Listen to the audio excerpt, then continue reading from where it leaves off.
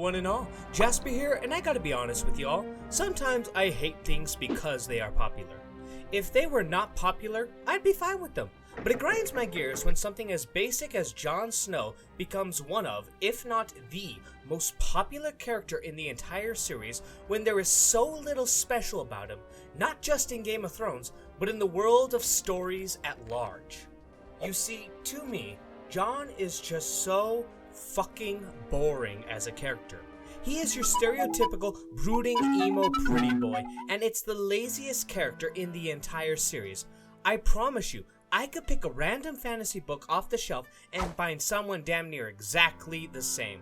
Oh, and maybe you think I'm wrong. Maybe you think there's so much more to his character. Well, let me just read a quote from the murder clause himself, George R.R. Martin, calling Jon Snow the brooding, boyronic romantic hero whom all the girls love.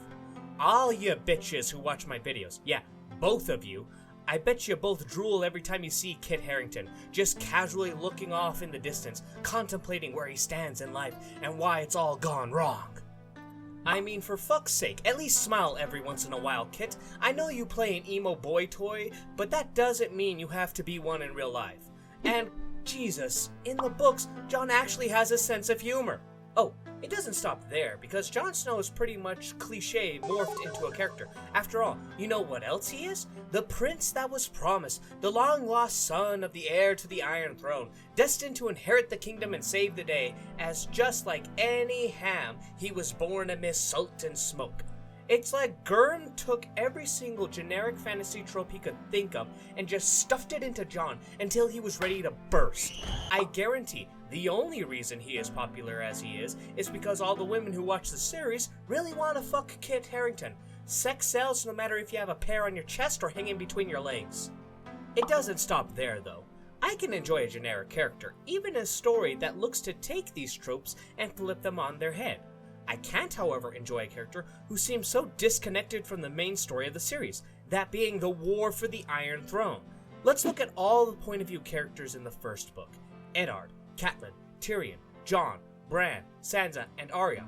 All these characters are fairly close and connected at the start of the books and show. You see them interact and bounce off each other. Most importantly, the decisions they make have some effect on those around them. Once you get to the end of the first book, however, he has his own story that is almost completely disconnected from everyone else. The decisions the other characters make have very little, if any, effect at all on Jon, and vice versa. And this is the first book where the connections between them all are at their strongest. Yeah, Jon gets sad when Eddard is killed and wants to ride out to help his brother Robb in the war, but after that, it's rare for any sort of connections to crop up in these stories with these characters. Compare this to Catelyn arresting Tyrion, which leads to Eddard getting attacked by Jaime. This obviously leads to the confrontation at King's Landing, resulting in Eddard being executed, Sansa being imprisoned, and Arya escaping. Come the second book, it's almost non-existent in regards to Jon and any of the other point of view characters having any effect on one another. Sansa and Tyrion have a pretty heavily connected story since both of them are in King's Landing. Arya feels all sorts of effects in the Riverlands as the war rages all around her. Catelyn, of course, affects Jaime's story by freeing him from captivity, which of course has some connections to Tyrion, and one of the best aspects is Tyrion, Catelyn, and now Davos are perfect point-of-view characters in showing us the different sides of this war as each one is opposed to the other. It's beautiful how connected it all is to one another. Skipping or missing one of these chapters could mean you get into someone else's completely clueless on how the world is developing and changing. Compare that to Jon Snow, who, if you were to cut out all of his chapters, you wouldn't miss a damn thing.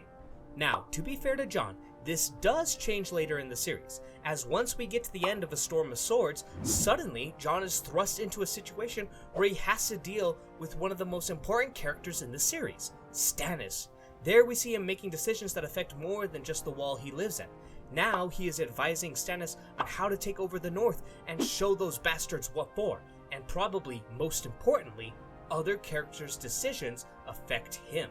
Stannis coming to save the day is an obvious one, but even after that, Ramsay Snow sending the pink letter and lying about the defeat of Stannis riles him up to where he's about to forsake his vows and try to save his sister, only for that to get him shanked in the kidney.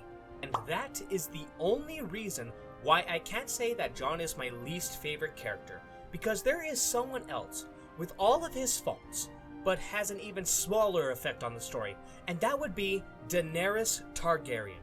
Every single thing I could say about Jon can be slapped onto this bleached bitch with very little changing.